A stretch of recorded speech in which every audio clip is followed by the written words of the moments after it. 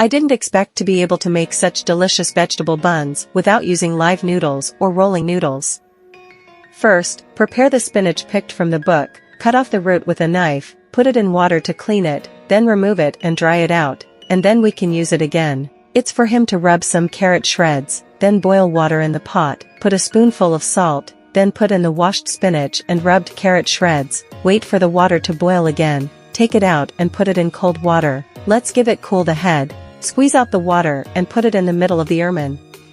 Let's change the knife and cut it twice. Next, heat the oil in the pan and fry an egg for him. Let's fry the egg and then put the chopped spinach into the basin.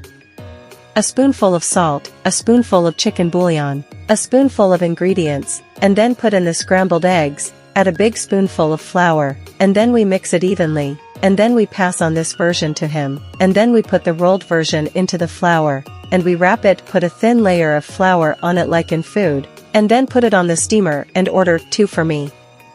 I wish you good health. Go abroad and see if there is any spinach in October. At home, you have to do like me.